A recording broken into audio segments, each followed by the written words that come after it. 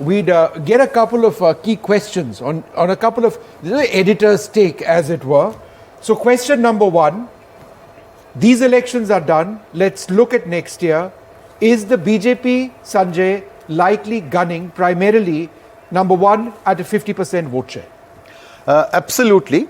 After Gujarat verdict, this thought did come into my mind. The way you make bipolar election into an election of 45%, 50% vote. Mr. Modi must be now planning to do something unthinkable, which is to aspire for. मेरे हिसाब से मोदी जी ने अपनी party को ये target set करके दे दिया है कि भाई आप लोग काम करिए 50% वोट शेयर के लिए, जिसमें बीजेपी का अकेले का 45 होना चाहिए, 50 एनडीए का होना चाहिए। और ये एक प्रोवोकेटिव थॉट है। साथ ही साथ इसका मतलब सीट शेयर पे क्या होगा? सीट शेयर पे ये होगा कि मोदी जी को बीमारी है अपना रिकॉर्ड तोड़ने की। वो कहेंगे कि 303 नहीं, 304 प्लस बीजेपी को अकेले चाहिए।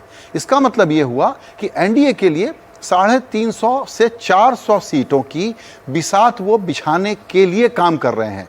रिकॉर्ड तोड़ने का उनका ऑब्सेशन वैसा ही है जो किसी बच्चे का किसी खिलौने की जिद को लेकर के होता है, विष्णु। तो मुझे ये लगता है कि ये एक लाइन का टारगेट है, एक लाइन का मैंडेट है, 50%, 350 सीट्स इन 2024 इलेक्शंस। और इसके पीछे जो बैकवर्ड इंटीग्रेशन और प्लानिंग चाहिए, उसके तो डिटेल्स हम रोज देखते ही रहते हैं।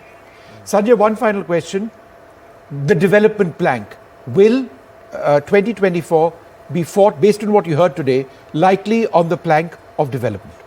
एब्सोल्युटली। इसीलिए उन्होंने एक नया फ्रेज दिया, कुछ ही दिन पहले दिया, विकसित भारत का।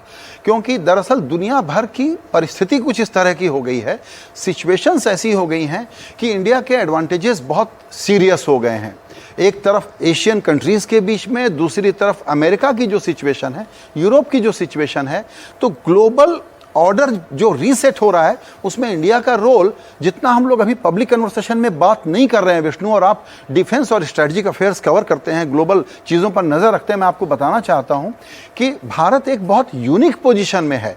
तो जिसको कहते हैं ना कि सारे स्टार्स भी कोलाइड और कॉन्स्पायर कर जाते हैं, जिसमें कि पॉलिटिकल प्लेयर अपना फ़ायदा उठा सकता है, लेकिन हिंदुस्तान एक बहुत ही शानदार ट्रेजेक्ट्री पर है, despite inequalities, despite contradictions, despite issues cultural and social both, we are on a trajectory and Mr. Modi will be milking it to the hilt.